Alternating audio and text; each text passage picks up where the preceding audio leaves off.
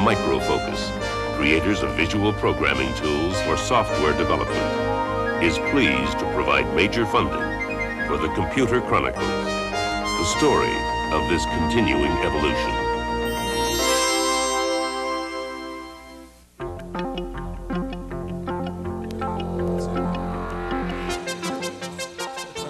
Gary and I are playing with Flight Simulator here on our IBM PC.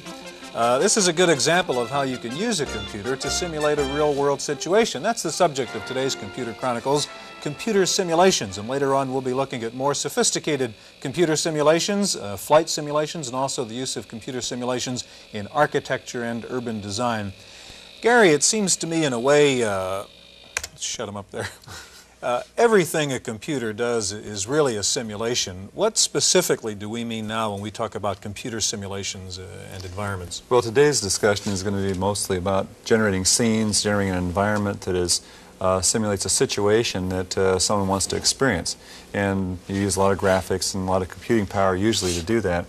The idea is basically that in many cases it's a whole lot cheaper, or less expensive to generate the environment and test it and work with it than it would be to do the real thing. For example, it's a lot less expensive to run a simulation of a 747 landing with its gear up than it would be to do the real thing. So this is going to be the kind of discussion we'll talk about, generating the real-world situations with a computer system. Okay, to start out, we're going to take a look at some examples of computer simulations that are in use right now. Bayonet 1-6, shot. Over. Shot out. Impact. This is a flight simulator used by the military to train helicopter pilots in air-to-ground combat. Deceptively simple in its visual effects, the simulator requires a complex combination of movement and real-time response to be realistic. Although in appearance computer-generated imagery resembles certain video games, there is an important difference. Computer simulations use random factors to imitate the randomness of reality. In a sense, every computer program is a simulation, the mathematical equivalent of some sequence of events. But in their most modern forms, simulations become more and more realistic. Just as film animation achieved a remarkable level of detail in the 40s and 50s, the computer's video image is beginning to overcome its inherent flatness and is approaching a true three-dimensional appearance. By combining three-dimensionality with infinitely changing perspectives, computer imagery achieves the ultimate effect of realistic movement. In this architectural model, buildings can be viewed from almost any perspective, at ground level, from above, even through the window of a future building across the street. In this case, the computer's ability to plot and see through a building's layers has all but eliminated the need for hand-drawn blueprints. From battle games to battlegrounds, a simulation can make fantasy possible and reality fantastic. But like other technological achievements, simulated imagery is a tool that can be used to build or a tool that can be used to destroy.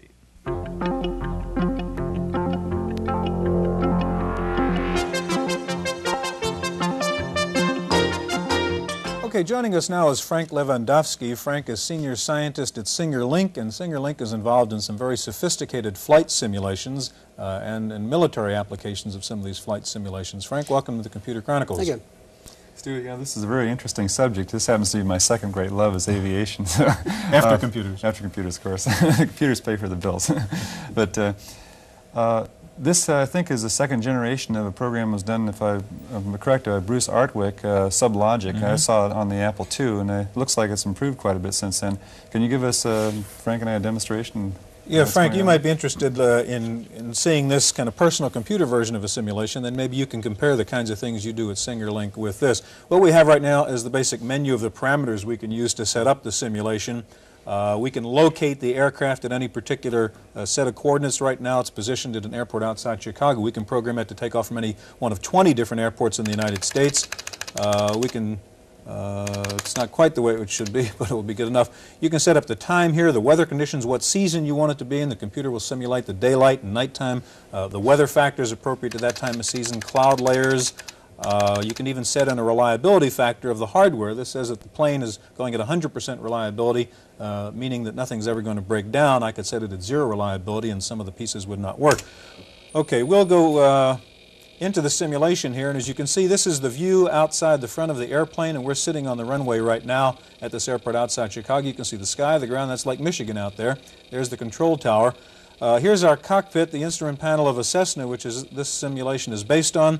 The normal instrumentation, ground speed indicator, attitude indicator, altimeter, we have our turn coordinator, heading indicator, vertical speed, tachometer, navigation gear, fuel gauges, oil pressure, gear down, lights on, and so on. We'll try to take off now. It just doesn't always work. I've just revved up the throttle. On the runway. And right, sorry. Well, you're the pilot, I'm not. And as you can see, this is the view outside as we try to take off here. We'll give a little elevator action here. We can look out the rear window and see us leaving the airport. Doesn't look like we're going to make it up here. See if there's any I think we're going to take off, actually. You can take a radar view of what's going on right now. Let's see, did we make it? Yes, we're up in the air. Terrific, we're climbing. You can take a look from a radar view and see the airplane and zoom out or zoom in from that perspective. We can go back to the view out the front of the airplane. Again, look out at the back of the airplane. We can see the airport receding there. Look out the right window. Look out the left window. We can look down and visually confirm that our landing gear is still down there. It's a wheel sticking out. That's right. And we can try to get into a turn here, and you'll see the horizon move around. That's pretty much what it does. I'll just go into a stall here and crash so we can get going here. Stuart, this is a, you can tell when looking at it, it's rather a choppy scene. And Frank, would you have any comments about this? This is obviously not a real-time picture that we're observing here. No, what we're doing here, of course, is that you're updating a scene which is made up of probably 20 or 30 lines, and you're updating it 2 to 3 times a second. Well, the thing is that in aircraft simulation, if we were to do the actual scene out of the windscreen of an aircraft, we need a much more sophisticated scene than that. A pilot just wouldn't be accept this kind of a scene, for military training. And so we usually have to go to something in the order of 8,000 edges for every television frame time and have to compute a new scene each time at each television frame time, as opposed to here where we're doing 2 or 3 a second. So the computer power that you have behind the scene generation that you're working with is considerably more than an IBM PC then. Well, I think there is probably, what, 1 IC in this or so? One chip, one One chip. microprocessor chip. Well, we have something in the order of 40,000 chips in one of the visual simulators that we build. So the difference is quite substantial. What are the applications, Frank, of the kinds of simulations you would do at SingerLink? Well, obviously aircraft for the airlines, that kind of simulation, but that usually is limited to takeoff and landing. And that isn't a particularly difficult, thing to train.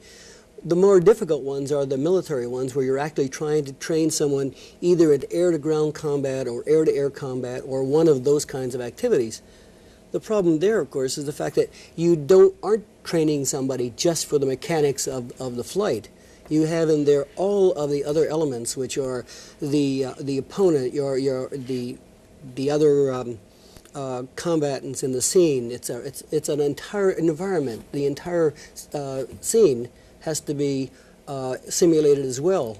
So that's what we're in the business of doing. Maybe we could take a look. I think we have some videotape of some of the simulations that you have done, Frank, and if we could roll those now, and you could kind of give us a play-by-play of what we're looking at. Well, this one here is a scene. It's a real-time scene now. What you're saying is that when this was done, it was computed on a television frame by television frame basis. Obviously, now we're playing it back from a pre-recorded flight.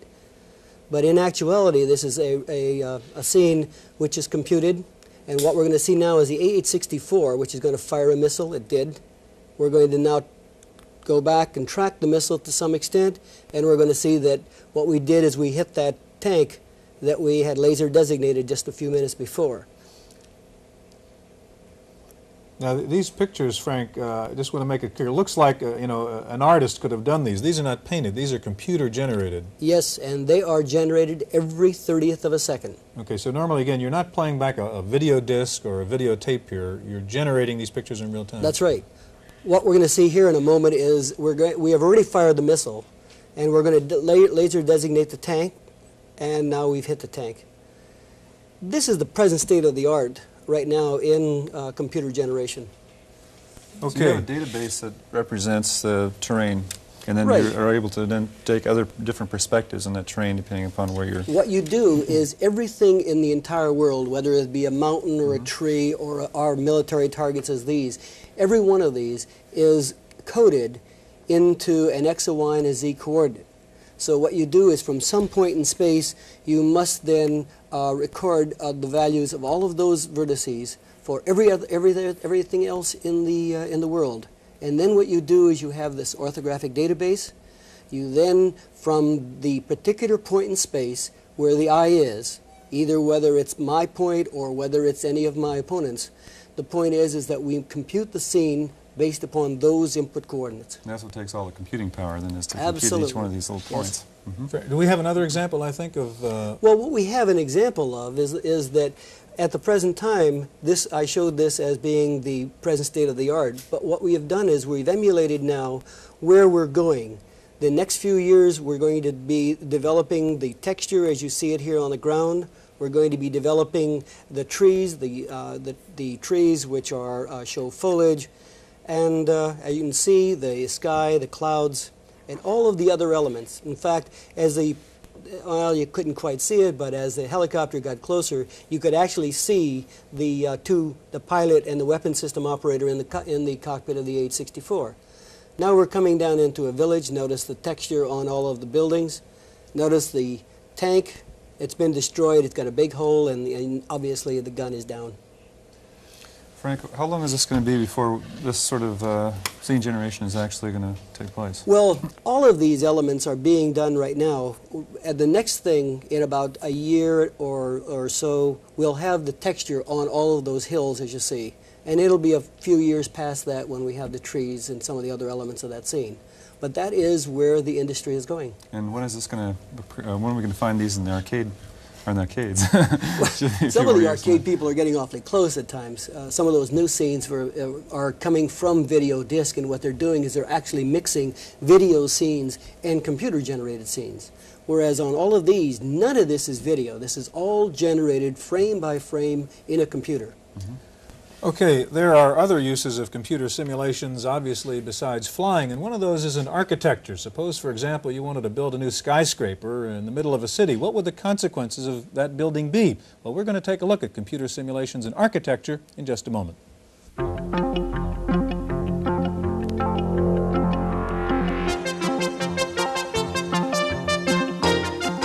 Okay, joining us now is Steve Harrison, who heads up the computer division of Skidmore, Owings & Merrill. That's an engineering and architecture firm in San Francisco. Welcome to the Computer Chronicles, Steve. Steve, tell us, how does an architect use computer simulations? We use it in quite a number of ways. We use it in architecture, engineering. We use it in perspective drawing. We use it to study shadows on an urban environment. We use it to study the effect of earthquakes on large steel frame buildings. We do energy simulations, watching the performance of a building over a year as the sun travels in different paths over the sky.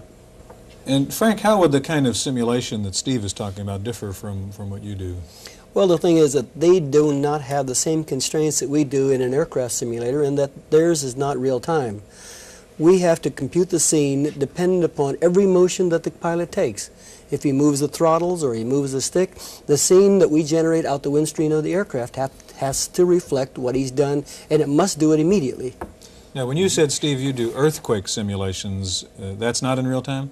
No, it's not. We take a tape that was made of the actual forces in an earthquake, and then we play that against the frame that we have designed. An earthquake analysis will probably run for 4 or 5 hours on a computer, whereas the actual earthquake runs for a few seconds. And we're only looking at the most serious part of an earthquake. I think we have some videotapes here that will show some of the drawings that they're making, right? Yeah, if we can take a look, and Steve, maybe you can give us a little explanation as to what we're seeing. Here we're going to do some perspective studies of the City Hall of San Francisco. The building was built much before our firm was in existence. It's a wire frame representation, as though made with coat hanger wire, but in a second we're going to fill in the building with a grayscale. The building is kind of a gray color, so this is a pretty good representation of it. You'll notice that there is not much surface detail on it, but for the purposes of massing studies, this is quite adequate. As you can see now, we're building up the dome as a series of faceted elements. What, just to give an idea of just the computing power required to generate these pictures, what kind of a system do you have behind this? The SOM software runs on VAX computers, and the terminal is a Tektronix 4113 color raster terminal. This is a VAX 780, although the software will work just as well on the smaller VAX 730 or 750. You say SOM software, so I think your firm designs the software that does this. We've developed our own proprietary system. The software you see here is called Draft, which is used for perspective drawing, 3D drawing, 2D drawing. We do our own software. Okay, I think we have a second demonstration up now, Steve, and tell us what this is. This is going to be Davies Symphony Hall in San Francisco, which our firm designed. On the lower left you see a plan view of it. On the upper left you see an elevation of it, and on the upper right is a perspective view. In a minute we're going to zoom in a little closer on this perspective, zooming in specifically to look at the window detail, which is the sort of thing that architects are very concerned with. As you can see, the window coming up just about now. There we go. The information in the lower right are the commands to run the program. These are the same kind of commands that a person doing working drawings, that is, drawings that would be used to build the building, would also use. Again, we're getting in even closer to the window detail here. Are these the kinds of systems that are being used throughout the industry or the architectural industry these days? Or is this something that's really very special to your company? We feel it's very special to our firm, although there are a number of other firms that do have systems that begin to approach this. We try to keep, obviously, one step ahead. There are a number of non-proprietary systems that can be purchased that do some aspects of this, but we have what we feel is an integrated system that applies to all the architectural and engineering disciplines in the firm. Would you use simulations to get involved in things like the environmental impact of a new structure? Absolutely. In fact, that's one of the major uses of this particular system. The massing studies, especially for studying the mass of a building in a tight urban environment, very concerned especially with something like shadow in San Francisco, where if you have a shady area in the summertime it can be very cold. That environmental impact reports spend a lot of time dealing with this particular subject in San Francisco. When you say massing, by the way, what do you mean by a massing study? Just so, the mass of a building, its volume, the blocks of it in space, those are the sort of issues that architects are concerned about, as well as the surface detail and the way the building goes together. You spoke about the shadow studies. I believe we have a demonstration of that right now. Maybe you could walk us through this one, Steve. Right. Now we're going to look at another familiar building in San Francisco, again in plan view. This is the Bank of America World Headquarters that just popped up in red, and then the green are shadows being cast at 1-hour intervals across California Street in San Francisco. And we're going to zoom in here and look a little more closely and see what everybody already knows, and that is that the plaza on the north side of the building will remain in shadow during most of the day. There we go. The building is in red, and there's the shadow in the morning at 1-hour intervals. And as you can see, the street and the plaza remain in shadow. Now, Steve, that's a very impressive demonstration, but there must be a considerable cost factor in that kind of simulation. Is studying the shadow of a building that difficult to do in a sort of manual way? Yes, it is, especially if you're making major changes. The traditional way is to build little models, but in a place like San Francisco where there are a lot of other structures and there's a large interaction between the shadows, that this is probably the easiest way to test a large number of different designs. One of the things that came up in this last clip was that you showed a plan view of the building. Are you using this, or do people use these kinds of simulations for interior design at all, placement of objects within the rooms? Oh yes, in fact, the same system is used for interior perspectives as well. Interior perspectives turn out to be a very interesting problem because they have a lot more edges, especially the open office sort of environment, and when you do it in wireframe, it gets to be kind of a jumbled image, and when you do it in a hidden line drawing, you just see this great sea of small lines and planes across the top of the partition systems. Frank, getting back into your kind of simulations, it's very sophisticated and very realistic, but I assume there are things you still can't do. What else would you like to be able to do in your type of military simulations? Well, of course, we would like to have a much better texture.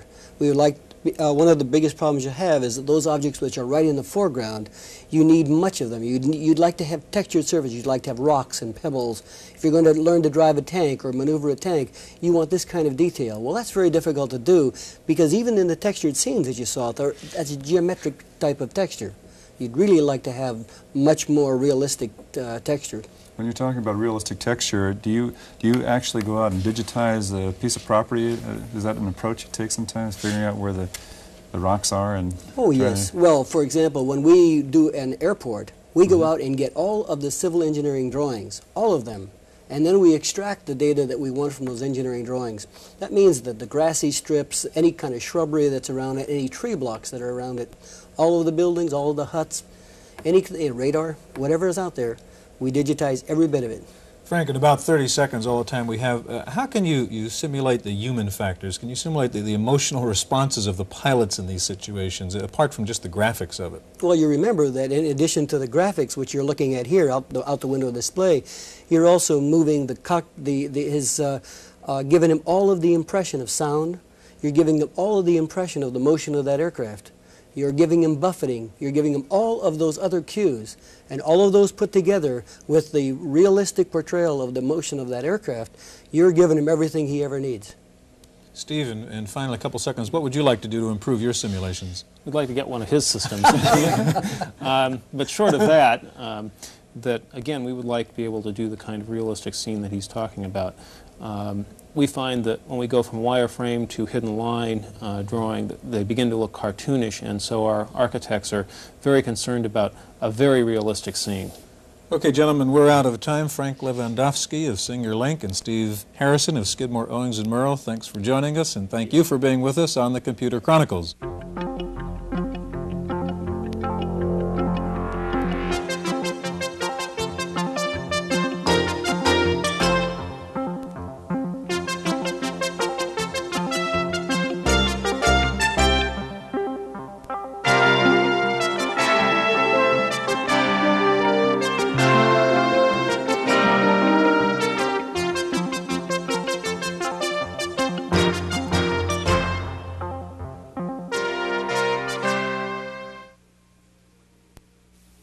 Microfocus, creators of visual programming tools for software development, is pleased to provide major funding for the Computer Chronicles, the story of this continuing evolution.